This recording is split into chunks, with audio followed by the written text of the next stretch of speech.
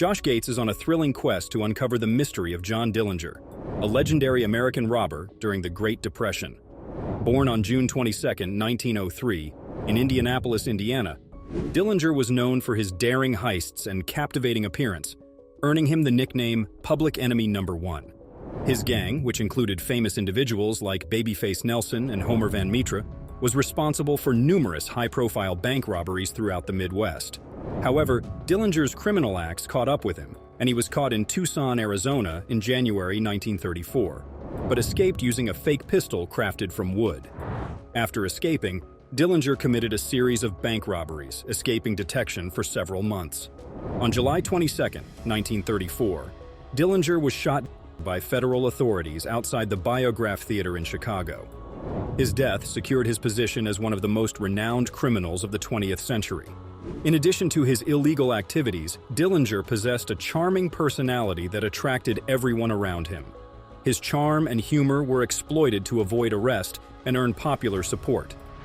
Josh senses a huge secret hidden on the John Dillinger family's land, which is currently owned by his nephew Mike Thompson and great-nephew Travis. Family members have always passed down information about buried wealth, leading to a quest to find the hidden treasure. During the hunt, they discover a mason jar containing unusual artifacts, including a 1934 shell road map. The map suggests an ancient history and link to Dillinger's criminal operations, with a blue line tracing a path from Great Falls, Montana, up into Canada, via Winnipeg, south through Iowa, Kansas City, and eventually Wichita. The team questions the relevance of the noted routes and dates, wondering if it was a planned path for Dillinger and his group to target other banks, or pointers to secret stores of money or jewels along the way. The discovery of the shell maps confirms the family history of buried money on the farm, suggesting that there may be further hidden wealth waiting to be discovered. Stewart and his team searched the area for a mysterious jar, which they discovered at the depths of a ravine. They found a mason jar, another jar, and 2 metal items, all from the Dillinger era. The jars had been buried for at least 87 years, since the time of John Dillinger's illegal operations. The second jar was smaller than the first, but it was fully intact with the lid securely fastened. Inside, they found a small amount of trash and 2 metal items. The extraordinary preservation of the jars reflected their artistry and the quality of the materials used. Behind the first 3 jars, the crew discovered a shattered piece of glass and evidence that something was hidden inside a cloth. Further investigation revealed a metal item that initially appeared to be a coin, but was later discovered to be a shotgun round manufactured from 1896 to 1938, falling precisely within the Dillinger period. This gave a highly personal and heartbreaking aspect to the finding, humanizing Dillinger, and reminding the squad that he was more than a criminal genius. He was also a young guy who had spent time on the Dillinger farm. The discovery of these artifacts provided a detailed picture of life on the Dillinger farm in the early 20th century. It was a moment of adversity and struggle, but also of optimism and opportunity. Each item discovered contributed to the story, revealing more about Dillinger's life and the mysteries buried on the estate. Josh approached the 2 family members with a lingering question. Did they consider John Dillinger as a Robin Hood figure? Someone who, despite his illegal actions, was known for stealing from the wealthy and giving to the poor? The family members considered that Dillinger had been shown in various ways throughout the years, with some seeing him as a criminal and others more sympathetic. The family members also discussed the emotional toll Dillinger's misdeeds had on his family, showing newsreel video of his father visiting him after his visit to the farm. The video's portrayal of the family's agony and sadness as a result of Dillinger's crimes showed that despite his illegal activities, Dillinger's family loved and cared for him. Understanding Dillinger's human side deepened the plot and highlighted the impact of his actions on people around him. After visiting the Dillinger family, Josh and his team discovered a sealed coffin thousands of years old, likely intended for a youngster, possibly a baby. This discovery shed light on the burial customs of the ancient culture that occupied the area. The coffin's placement against the exterior of a wealthy Old Kingdom burial hole indicated that it was added after the Old Kingdom's demise. It seemed likely that the kid's family, unable to build their own tomb, decided to bury their child on the edge of another's tomb. As the desert winds picked up, The workers decided to relocate their activity to a nearby tent to preserve the delicate artifacts. However, Josh and the rest of the squad chose to remain outside, anxious to continue their quest for new riches. They discovered a piece of gold that looked like part of a necklace, which indicated the riches and rank of the child's family, as gold was a rare metal reserved for the privileged in ancient cultures. Continuing their search, they discovered an earthen vase, which they placed in the tent for safety. Josh suggested that this vase was probably intended to accompany the child's coffin into the afterlife, as ancient tribes often buried the deceased with objects that would be beneficial in the afterlife, such as food, clothes, and personal possessions. To their astonishment, they discovered another basket, which appeared to be a two-piece vessel. This deepened the mystery and complexity of the burial site, suggesting that the child's burial was part of a wider and more careful funeral practice. After examining the casket, the team put on masks to avoid breathing potentially hazardous old spores or dust. They slowly opened the lid to show the contents inside, finding one earring inside the casket that they assumed was ivory. This led them to believe that the casket belonged to a female. Despite the deteriorating condition of the coffin, the researchers uncovered beads from a necklace composed of earthenware and quartz, which had been glazed to a shining gloss. They carefully gathered the loose beads, understanding that they would need to be preserved and rebuilt in the future to return the necklace to its former splendor. The discovery of the necklace added to the find's mystery and beauty, providing insight into the lives and culture of the ancient society that had so carefully and reverently buried its children. The story of El Dorado, a legendary city in South America, has fascinated explorers and historians for generations. The mythology of El Dorado is both captivating and hazardous, with many Spanish conquistadors exploring the depths of South America in search of this legendary city composed of gold. However, the truth of El Dorado is more complicated than that. While there is evidence of ancient civilizations in the region with gold and other expensive goods, the concept of a single, rich city constructed entirely of gold is most likely a fantasy. Instead, El Dorado is thought to have been a symbolic location, expressing the wealth and power of many indigenous nations in South America. Recent archaeological findings have shed additional light on the El Dorado tale, highlighting the complexities of the civilizations that previously existed in this region. One such finding is the quest for a long-forgotten cave that is said to house Colombia's most valuable gold. This enigmatic cave is claimed to have been the location where indigenous peoples left offerings of gold, pottery, and other costly artifacts as part of their religious ceremonies. Another intriguing find is the uncovering of graves belonging to a great ancient civilization near Colombia's enigmatic Stonehenge, known as El Infiernito, or Little Hell, which is supposed to have served as an important ritual center for the ancient Muisca people. Josh Gates starts his dangerous mission to discover the truth about El Dorado by trekking 50 miles from Bogotá into the Andes foothills to Sesquile, a holy site for the Muisca people. Recognizing the value of local knowledge and experience, Josh asked for the assistance of an old friend, Ashley Cowie, who has spent years cultivating ties with local tribal elders. The Muisca civilization was divided into chiefdoms, each headed by a cacique, chief, who ruled over a specified region. They practiced agriculture on terraced slopes, growing maize, potatoes, beans, and squash.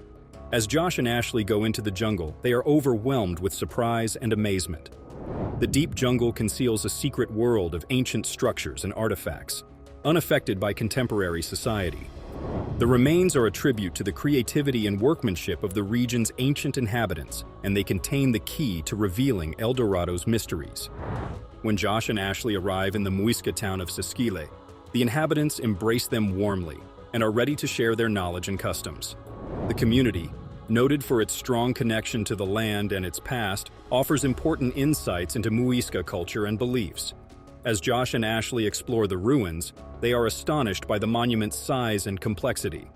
Each find gets them closer to solving the secrets of El Dorado and comprehending the Muisca civilization's heritage. However, the path is not without hurdles. Josh and Ashley's stamina and willpower are put to the test as they navigate the dense jungle environment and unexpected weather. But their ambition to learn the truth motivates them ahead, taking them further into the heart of the jungle and closer to the mysteries lying under the surface. The Muisca people, an indigenous group in Colombia, believe in Chiminigagua, a creator who created both the sun and moon.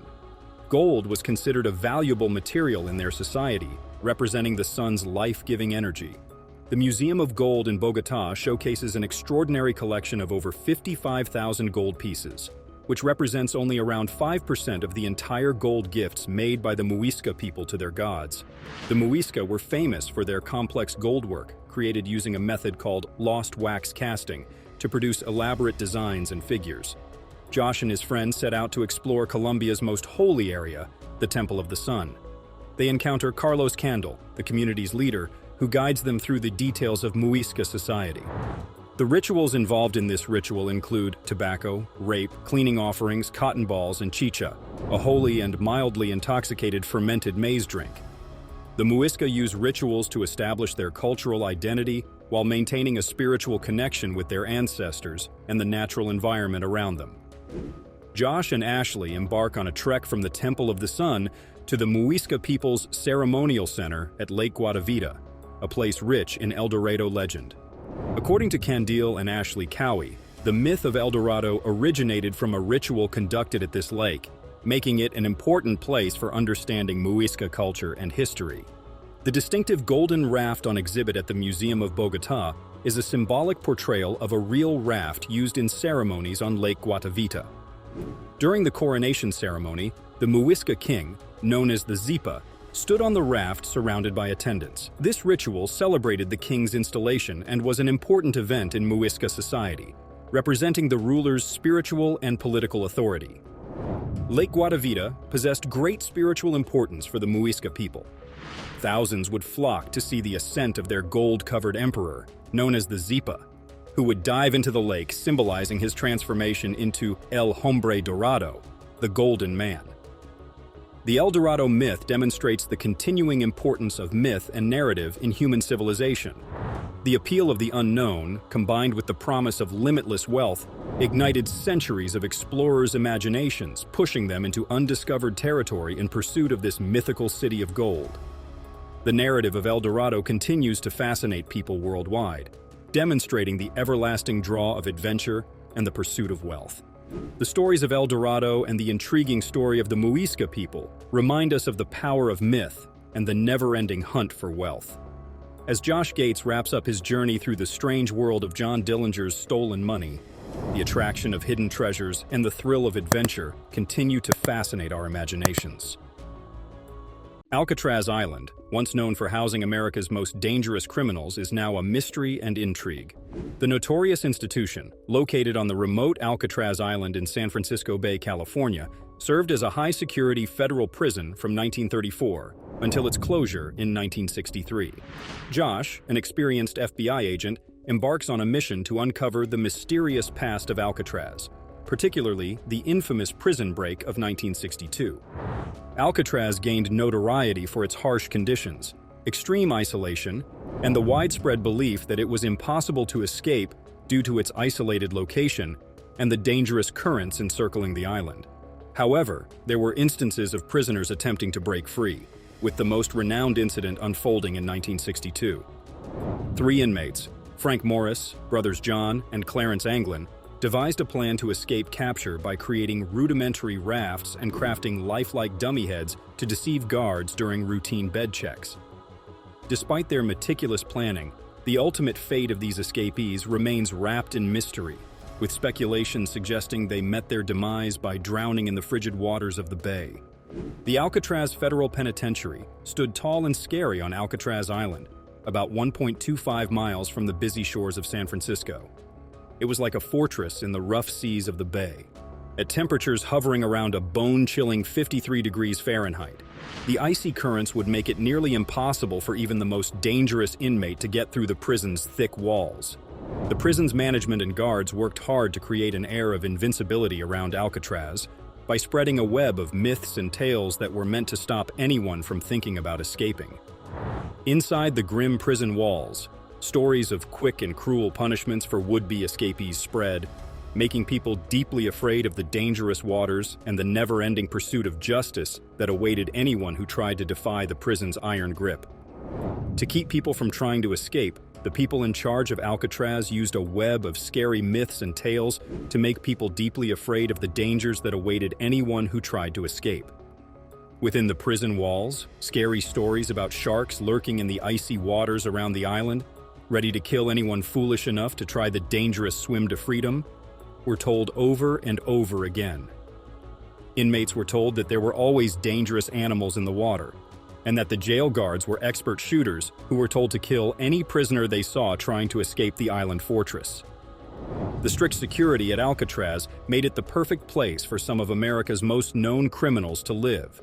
People who wanted to escape were scared just thinking about Alcatraz because they thought the island fortress could not be broken into.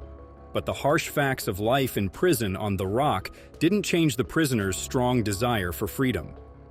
Over the years, brave prisoners came up with a lot of crazy escape plans. And over the years, every attempt failed, and the brave people involved were either caught or killed. Still, one escape stands out as an example of how creative and strong people can be.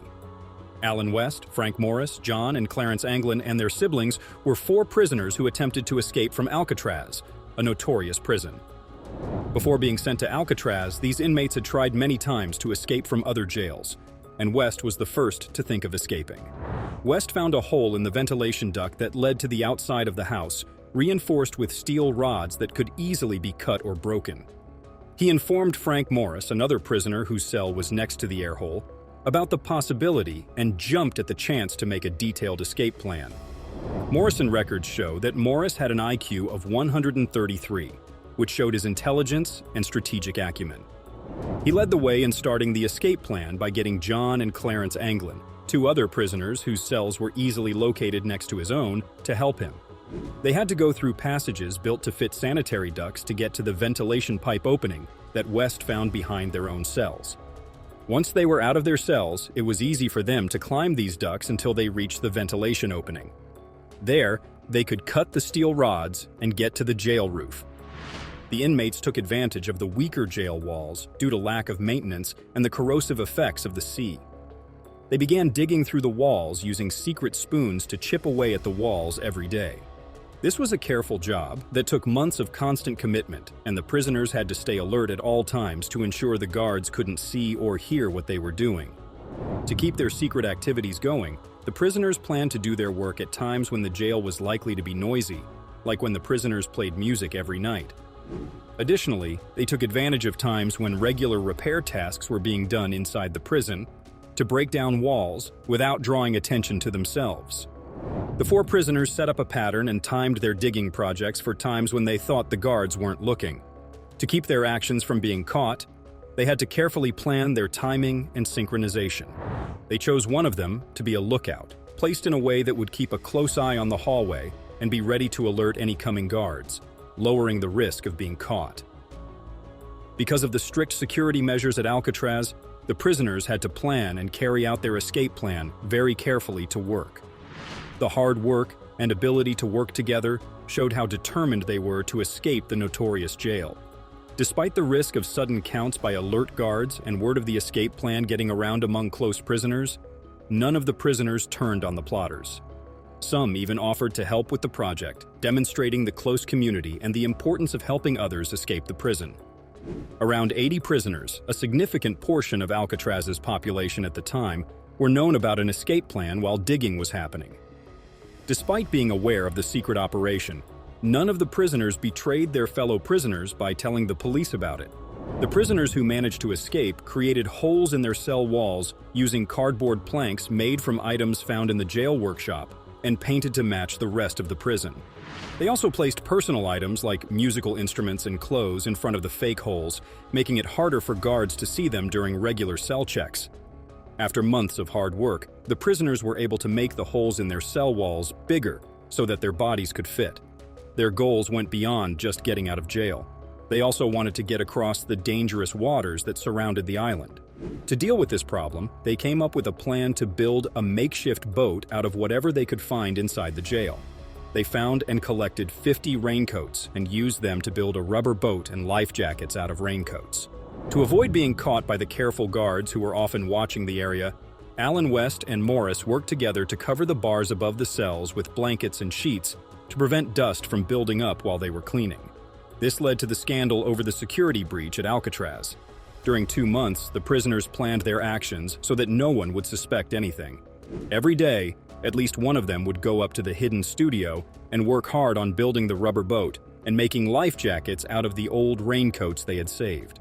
They also made sure to cut the steel rods on the opening of the ventilation duct so they could get to the top when needed to. To keep things secret, the prisoners stuck to a strict routine and used coded signals and shifts as lookouts to let each other know when guards were coming. Working quickly and quietly, they used makeshift tools twisted together from things they found in jail or got in secret. To reduce the risk of being away from their cells for long periods during nighttime work sessions, the prisoners made fake heads that looked just like real ones. They carved and painted these heads in the dark, making sure they looked eerily like their real faces. Once they were done, the fake heads were put on their pillows and hidden under blankets to make it look like the prisoners were happily asleep in their beds. The guards were fooled by this clever trick when they did their regular bed checks, as they saw what looked like peaceful sleeping prisoners and didn't think anything of it. This allowed the prisoners to continue their secret activities without being interrupted. Photos of these carefully made fake heads have been kept in the jail archives, showing how creative and resourceful the prisoners were in their search for freedom. The Alcatraz jailbreak was a complex and dangerous operation that took place on June 11, 1962. 4 prisoners, including Frank Morris and the Anglin brothers, worked tirelessly in their secret workshop to build a rubber boat and life jackets. They planned to escape by setting up fake heads on their beds and digging ventilation shafts to escape on the prison roof.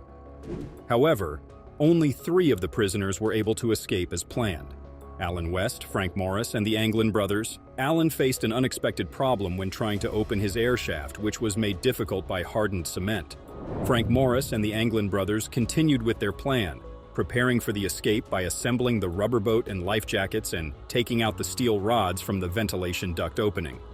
Alan stayed in his cell due to a blockage in his air shaft.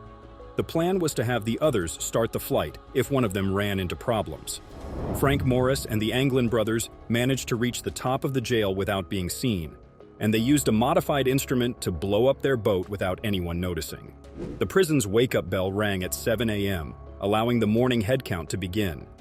Alan was questioned first because he couldn't get out of his jail, but police thought he was hiding information about the escapees' plans when they reached San Francisco. Despite extensive searches, no sign of the escapees was found, suggesting they were able to cross the water in their boat. The FBI looked into the case for 15 years before handing it over to local officials. It was officially decided that the prisoners had died in the water around Alcatraz. Josh, a reporter, becomes increasingly interested in the details of the escape story, following in the steps of the dangerous prisoners who refused to give up. When Josh walks into Frank Morris's cell, he feels a sense of amazement and doubt, trying to imagine the thought process behind the plan. He also realizes that the Anglin brothers' cells were close by, highlighting the incredible collaboration between these prisoners. Throughout the tour, Josh is amazed by the intelligence and bravery of the escapees, demonstrating the strength of the human spirit and the determination of people to fight for freedom even when the odds seem insurmountable. Josh, a tour guide, visits Alcatraz prison and finds the prisoners' psychological impact on him. He explores the prison's maze-like hallways, discovering the tunnels used to access the workshop, where they made life jackets and boats. The best part of the tour is seeing the FBI's evidence of the prisoners' brave attempt to escape. The makeshift life vests were created from items found inside the jail walls by resourceful individuals. The prisoners learned ideas from books in the jail library, especially old issues of Popular Mechanics. This realization highlights how education can change things, even when it seems impossible. Josh is amazed by the fake vent grates, which were made of cardboard, soap, and paint to hide crumbling concrete around the air duct. Their attention to detail is amazing, as they worked on it for about 6 months using only spoons and old blades. The prisoners also created their own telescope, a tool that looks like it came from an episode of MacGyver, which allowed them to check for guards and look over the jail roof without drawing attention to themselves. The prisoners also cleverly turned the motor of a vacuum cleaner into a makeshift drill, showing their creative solutions to problems. Their resolve to escape from their cells was further demonstrated by the fact that this makeshift tool helped them work faster and more quietly. Josh is amazed by the creativity and strength of the prisoners when things went wrong. At the last stop, Josh sees the fake heads used to trick guards while working in their secret workshop. He notices something wrong. There are 4 heads instead of 3, which shows that the original plan called for 4 people to leave, but one couldn't join the others. As Josh concludes his tour, he thinks about Alcatraz's flaws, as shown by the 3 prisoners' escape. Frank Morris and the Anglin brothers showed that its security measures were not as good as they seemed. However, he feels saddened that the escapees' fate is still unknown since they haven't been seen or heard from since. He thinks that their brave escape and subsequent absence would make a great epic movie, a story of bravery, cunning, and the never-ending search for freedom.